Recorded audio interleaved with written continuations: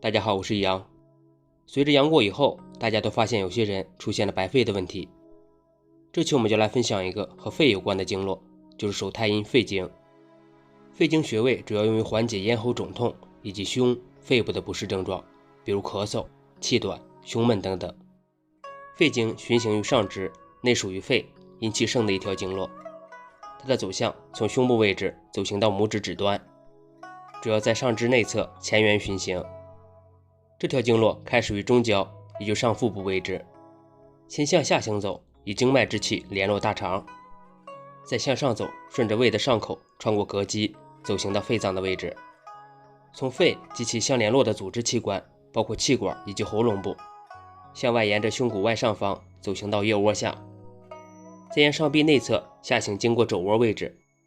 之后沿着小臂内侧桡骨尺侧缘，行至手腕部桡动脉搏动处，之后经过手掌大鱼际，沿着大鱼际靠近拇指方向的边缘，直至拇指末端。我们在疏通肺经的时候，主要沿着胸上部的这个位置，一直沿着肺经的循行路线到拇指的末端这里。我们可以采用拍打的方法，手握空拳，由上而下拍打手臂的内侧，力度轻重可以由自己掌握。肺经上一共有11个穴位，左侧手臂和右侧手臂各一条，也就是一共有22个穴位。很多朋友都会犯难，这么多穴位每个都记住准确的位置太难了。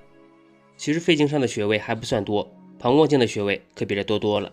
我们不需要记住肺经上的所有穴位，只要记住循行路线拍打就可以。这条经络上存在着2到3个易堵点，多分布在肘、腕关节附近，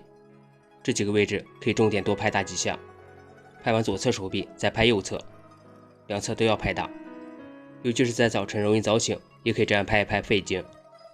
好了，这期的视频就分享到这儿，有喜欢我视频的朋友可以关注我，我是易阳，咱们下期见。